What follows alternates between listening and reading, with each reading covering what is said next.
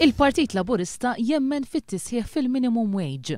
Għal dan il-mexxej Laburista Joseph Muscat meta kienet jikkummenta fuq l-istudju li nidiet il-Caritas waqt intervista mal-ġurnalista l-PBS Sergio Mallija fuq One Radio il-ħadd filgħodu. Taqbel li jkun hemm minimum wage ola? Bil-minimum wage kif inhi llum ma tgħaddix, jiġifieri naqblu li jkun hemm minimum wage ola, imma qed ngħidu wkoll li mhux kwestjoni sempliċement li tgħid ħatoll il-minimum wage għax issa wassal għal problemi oħra jekk ma ssirx bil-għaqal. Fost il-miżuri li jridu jittieħdu qabel ma tissaħħaħ il-paga minima, hemm dik li ż-żieda fil-paga minima ma żżidx ix-xogħol prekarju.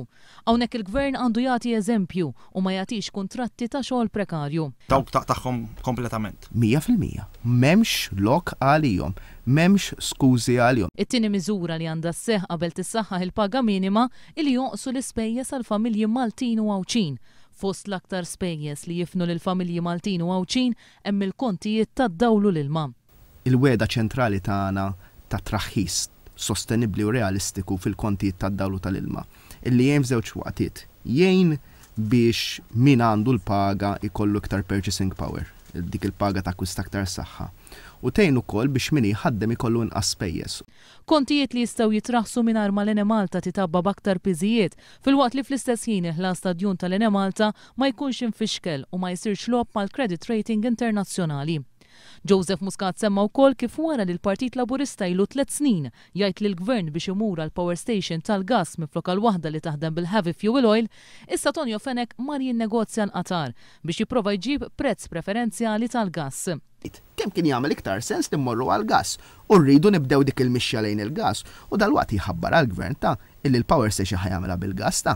Imma jien il-punt tiegħi huwa illi l-ġurnata li jħabbara ngħidlu bonġu ara kemm ilek tmerina inti, ara kemm ilna naħlu flus fix-xejn mela. Waqt l-istess intervista Joseph Muscat semma tnaqqis li l-Gvern qed jagħmel fin-nefqa tiegħu wara li ppreżenta budget mhux realistiku. Tnaqqis li qed iseħħ fuq sma fundamentali għall-familji Maltin bħal dak tas-saħħa. Bil-Ministru Joe Cassar jgħid li 7 miljuni li tnaqsu minn dan il-qasam kienu flus żejda. Jekk huma żejda suppost qasam tas-saħħa, perfett. M'għandna bżonn xejn iktar.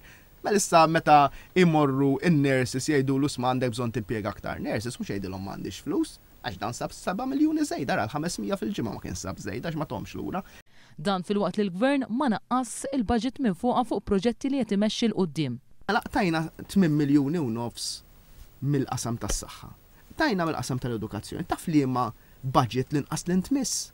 Dak tal-Parlament il-ġdid u tat-teatru bla saq. Parlament li issa ser jagħmel xahar ma jiltaqax u li ser ikun ilu 3 xhur ma jieħu vot. Minn dan it-tidubar, temjaj Joseph Muscat qed jitlef biss il-pajjiż.